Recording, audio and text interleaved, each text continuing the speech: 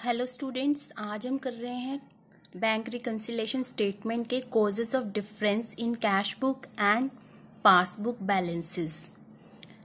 First point मैं इसका कल करवा चुकी हूँ आपको, जो था cheque issue but not yet presented for payment in the bank.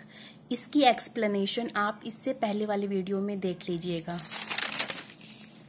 आज सेकंड पॉइंट करेंगे, cheque paid into the bank for collection but not yet credit by bank. होता क्या है, बिजनेस ऑर्गेनाइजेशन को चेक्स, बैंक ड्राफ्ट अपने customer से, debtor से receive होते हैं, तो वो जर्नल एंट्री बिजनेस ऑर्गेनाइजेशन करती है, bank account debit to customer account. For example 10,000 का कोई चेक रिसीव हुआ है तो 10,000 डेबिट होगा बैंक के सामने, कस्टमर के सामने 10,000 क्रेडिट होगा। बैंक को चेक रिसीव हो रहा है, रूल क्या कहता है, डेबिट द रिसीवर। ठीक है, कस्टमर या फिर डेटर एक ही बात है। कस्टमर या डेटर चेक दे रहा है, वो गिवर है, रूल क्या कहते हैं, credit the giver. Cash book में एंट्री कैसे होगी? कैश बुक में एंट्री होगी, बैंक डेबिट हो रहा है, इसलिए कैश बुक के डेबिट साइड बैंक कॉलम में 10,000 हम डेबिट कर देंगे और टू कस्टमर लिख देंगे। तो ये सारा काम तो किया बिजनेस ऑर्गेनाइजेशन ने अपनी बुक्स ऑफ अकाउंट्स में। अब बैंक क्या करेगा? बैंक बिजनेस ऑर्गेनाइजेशन के अकाउंट को तब तक क्रेडिट नहीं करेगा जब तक उसे उन चेक्स और ड्राफ्ट्स के रिगार्डिंग दूसरे बैंकों से पेमेंट रिसीव नहीं हो जाती।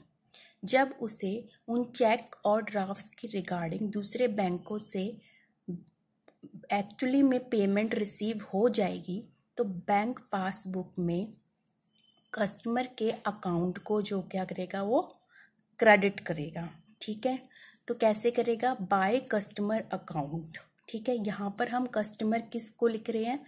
यहाँ पर ये जो पासबुक है ये बिजनेस ऑर्गेनाइजेशन की पासबुक है जिसको बैंक अपने लेजर में मेंटेन कर रहा है। ठीक है, यहाँ पर डेटर या कस्टमर का नाम आ रहा है, किसका? जो बिजनेस ऑर्गेनाइजेशन का कस्टमर और डेटर है। इस अकाउंट को बैंक बिजनेस ऑर्गेनाइजेशन के अकाउंट को तब क्रेडिट कर रहा है जब चेक्स और ड्राफ्ट्स की एक्चुअल पेमेंट दूसरे बैंकों से रिसीव हो रही है। तो ये क्या हुआ है, 10,000 रुपये रिसीव हो गए हैं। इससे क्या हुआ है, बिजनेस ऑर्गेनाइजेशन का बैंक बैलेंस इंक्रीज हो गया है 10,000 से, और टोटल बैलेंस में से भी डेबिट हो गया। यहाँ इंक्रीज हुआ मतलब क्रेडिट हुआ, यहाँ पे क्रेडिट लिखेंगे, बैंक बैलेंस में 10,000 जुड़ जाएगा। Next point, cheque paid into the bank for collection but dishonoured by the bank. ठीक है, वही सेम बात, बिजनेस ऑर्गेनाइजेशन को डेटर से चेक मिला। ठीक है, journal entry same, bank account debit 20,000 का चेक मिला, टू डेटर्स अकाउंट क्रेडिट 20,000 का। ठीक है, कैश बुक में भी एंट्री हो जाएगी, कैसे होगी? बैंक डेबिट हो रहा है तो कैश बुक के डेबिट साइड बैंक कॉलम में 20,000 डेबिट हो जाएगा टू डेटर्स अकाउंट। ये काम खत्म कर दिया, बिजनेस ऑर्गेनाइजेशन ने अपने बुक्स ऑफ अकाउंट्स में मेंटेन कर लिया। ठीक है, अब क्या होगा पासबुक में क्या हुआ, जब बैंक में चेक पहुंचा, ठीक है, तो बैंक ने चेक लगाया। जब बैंक ने चेक लगाया तो जो डेटर था उसने 20,000 का चेक दिया, उसके अकाउंट में जो पैसा है वो 20,000 है ही नहीं, उससे कम पैसा उसके अकाउंट में लाई कर रहा है, 5,000, 2,000, 3,000, इस तरह से जितने का चेक उसने काट के बिजनेस ऑर्गेनाइजेशन को दिया उतने का चेक का अमाउंट उसके अकाउंट में है ही नहीं डेटर के। तो क्या हुआ, चेक डिसऑनर हो गया, चेक बाउंस हो गया। तो पासबुक क्या करेगी, नो एंट्री। पासबुक इस चेक के रिगार्डिंग कोई एंट्री करेगी ही नहीं। और कस्टमर मतलब बिजनेस ऑर्गेनाइजेशन को इस बात की कब पता चलेगी? उसे तब पता चलेगा जब बैंक जो है बिजनेस ऑर्गेनाइजेशन की बैंक स्टेटमेंट बिजनेस ऑर्गेनाइजेशन को प्रोवाइड करेगी। और जितने दिन का गैप रहेगा उतने दिन के अंदर अंदर जो कैश बुक का बैलेंस होगा वो क्या होगा, कैश बुक का बैलेंस ज़्यादा होगा पासबुक के बैलेंस से।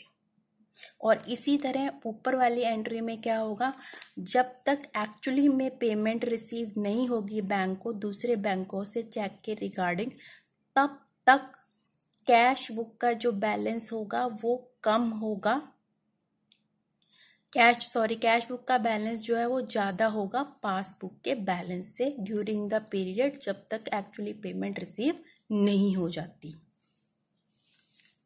नेक्स्ट पॉइंट है interest allowed by the bank. Interest bank कब अलाउड करता है, बिजनेसमैन क्या करते हैं, बैंक में सेविंग बैंक अकाउंट ओपन कर लेते हैं।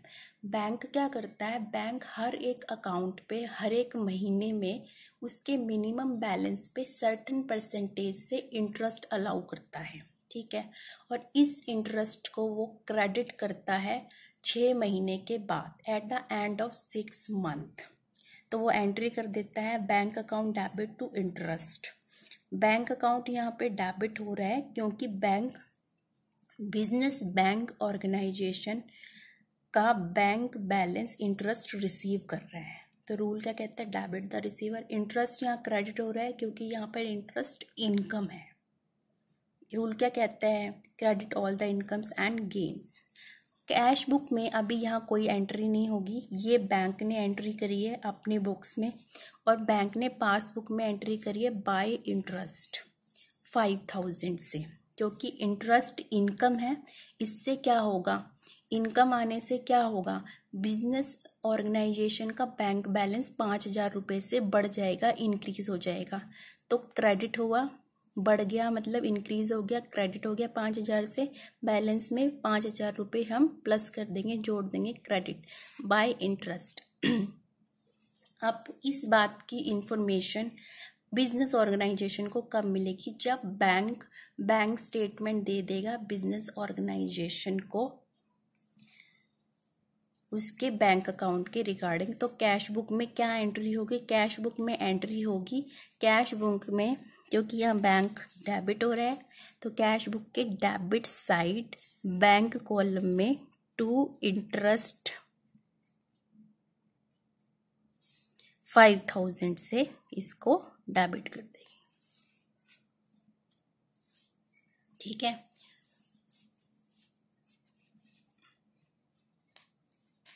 नेक्स्ट देखिए, नेक्स्ट पॉइंट है interest charge by the bank on overdraft. Overdraft एक फैसिलिटी होती है जो बैंक प्रोवाइड करता है अपने अकाउंट होल्डर्स को। अकाउंट होल्डर्स को वो ये फैसिलिटी प्रोवाइड करता है कि वो अपने अकाउंट में से विड्रॉ कर सकते हैं डिपॉजिट अमाउंट से ज़्यादा। वो ओवरड्राफ्ट फैसिलिटी में अकाउंट होल्डर जो है अमाउंट विड्रॉ कर सकते हैं मोर देन डिपॉजिट अमाउंट। मान लो उनके अकाउंट में 5000 रुपये डिपॉजिट हैं, 5000 रुपये का बैलेंस है, अकाउंट होल्डर क्या करेगा 20,000 या 25,000 तक या फिर 50,000 तक जो है अमाउंट विड्रॉ कर सकता है, जबकि उसके अकाउंट में सिर्फ 5000 रुपये हैं या फिर ज़ीरो बैलेंस जो है मेंटेन कर रखा है उसने। बैंक क्या करता है, ये फैसिलिटी प्रोवाइड करता है तो इस पे इंटरेस्ट चार्ज करता है वो। तो एंट्री करेगा बैंक अपनी बुक्स ऑफ अकाउंट्स में interest on bank of the overdraft to bank account. क्योंकि ये एक बिजनेस का खर्चा है तो डेबिट करेंगे। रूल क्या कहता है, debit all the expenses and losses. ये बैंक की बुक्स ऑफ अकाउंट्स हैं, ये 5000 बिजनेस ऑर्गेनाइजेशन के रिगार्डिंग 5000 का। पासबुक में क्या एंट्री करेगा वो, बिजनेस का खर्चा हो रहा है ना, तो खर्चा होता है तो क्या होता है, बैंक बैलेंस कम होगा, बैंक में से ही तो पेमेंट हो रही है ना। बैंक क्या कर रहा है यहाँ पर बैंक को हमने क्यों क्रेडिट किया गया है, ये बिजनेस ऑर्गेनाइजेशन के बैंक बैलेंस का अकाउंट है, ये यहाँ पर इंटरेस्ट की पेमेंट दे रहा है, ठीक है। इसलिए रूल क्या कहता है, क्रेडिट द गिवर। इसलिए यहाँ पर क्या हो रहा है, बैंक जो हो रहा है वो कम हो रहा है, ठीक है। अब यहाँ पर देखिए पासबुक में एंट्री हो जाएगी to interest on bank overdraft. इस यहाँ पर बैंक में बैंक बैलेंस क्या हो रहा है हमारा 5,000 से कम हो जाएगा, क्योंकि इंटरेस्ट ऑन बैंक ओवरड्राफ्ट की पेमेंट की गई है। पेमेंट करने से क्या होगा, बैंक बैलेंस जो है बिजनेस ऑर्गेनाइजेशन का 5,000 से कम हो गया, डेबिट हो गया। यहाँ डेबिट लिखेंगे -5,000। अब कैश बुक में कब एंट्री होगी, कैश बुक में एंट्री जब होगी जब बिजनेस ऑर्गेनाइजेशन की बैंक स्टेटमेंट बैंक प्रोवाइड करेगा बिजनेस ऑर्गेनाइजेशन को, तब कैश बुक में क्या एंट्री की जाएगी, बैंक क्या हो रहा है, क्रेडिट हो रहा है, तो कैश बुक की क्रेडिट साइड बैंक अकाउंट में क्रेडिट कर देंगे 5,000 बाय इंटरेस्ट ऑन ओवरड्राफ्ट। ठीक है, ये एंट्री हो जाएगी। और जब तक बैंक बिजनेस ऑर्गेनाइजेशन को बैंक स्टेटमेंट प्रोवाइड नहीं करेगा, ड्यूरिंग दिस पीरियड जो पासबुक का बैलेंस होगा वो कम होगा बिजनेस ऑर्गेनाइजेशन की कैश बुक से। और इसी तरह ऊपर वाले पॉइंट में भी यही होगा, जब तक बैंक स्टेटमेंट बिजनेस ऑर्गेनाइजेशन को नहीं प्रोवाइड करेगा तब तक बिजनेस ऑर्गेनाइजेशन की पासबुक का बैलेंस ज़्यादा होगा बिजनेस ऑर्गेनाइजेशन की कैश बुक से। अब नेक्स्ट पॉइंट देखिए, bank charges charge by the bank. Bank क्या करता है, बैंक चार्जेस लगाता है कुछ फैसिलिटीज़ पे, जैसे कि आरटीजीएस करवाया, एनईएफटी की फैसिलिटीज़ हैं, इन सब पे बैंक जो है बैंक चार्जेस लगा देता है। ठीक है, तो bank charges account debit to bank, ये हो रहा है बैंक के बुक्स ऑफ अकाउंट में जर्नल एंट्री पास की, बैंक चार्जेस को डेबिट किया क्योंकि ये बिजनेस का एक्सपेंस है, नॉमिनल अकाउंट है। बैंक को अकाउंट को हमने यहाँ पर क्रेडिट क्यों किया है, क्योंकि यहाँ पर बिजनेस ऑर्गेनाइजेशन के बैंक बैलेंस में से बैंक चार्जेस की पेमेंट जो है पेमेंट हो रही है। ठीक है, तो बैंक क्या कर रहा है, पेमेंट दे रहा है, मतलब बिजनेस ऑर्गेनाइजेशन का बैंक अकाउंट जो है वो पेमेंट दे रहा है बैंक चार्जेस को। रूल क्या कहता है, क्रेडिट द गिवर। ये 10,000 का अमाउंट है, पासबुक में एंट्री हो जाएगी टू बैंक चार्जेस। अब ये खर्चा है ना, एक्सपेंस है ना, एक्सपेंस की पेमेंट हो रही है।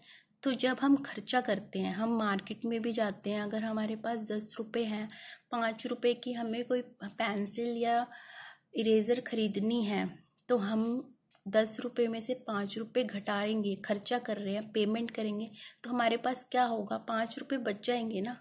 इसी तरह से जो बिजनेस का बैंक बैलेंस है, फॉर एग्जांपल 1 लाख का बैंक बैलेंस है, उसमें से 10,000 के बैंक चार्जेस की हमें पेमेंट करनी पड़ रही है ना। तो इससे क्या होगा, 1 लाख में से 10,000 रुपये हमारे कम हो जाएंगे और 90,000 रह जाएंगे। तो ये क्या होगा, डेबिट होगा, 10,000 रुपये कम हो गए, डेबिट हुआ, और 10,000 यहाँ माइनस में दिखाएंगे। अगर यहाँ 1 लाख का बैलेंस है तो यहाँ पर हम इसको 10,000 घटा के यहाँ पर 90,000 लिखेंगे। कैश बुक में कब एंट्री होगी, कैश बुक में तभी एंट्री होगी जब बैंक स्टेटमेंट देगा बिजनेस ऑर्गेनाइजेशन को, बिजनेस ऑर्गेनाइजेशन के बैंक अकाउंट के रिगार्डिंग। तब तक क्या रहेगा, तब तक जो है पासबुक का जो बैलेंस है वो कम रहेगा बिजनेस ऑर्गेनाइजेशन के कैश बुक के बैलेंस के साथ। ठीक है, और जब बैंक स्टेटमेंट मिल जाएगी तो क्या एंट्री करेंगे हम, बैंक क्या हो रहा है यहाँ पर क्रेडिट हो रहा है, तो कैश बुक के क्रेडिट साइड बैंक कॉलम में 10,000 क्रेडिट कर देंगे बाय बैंक चार्जेस।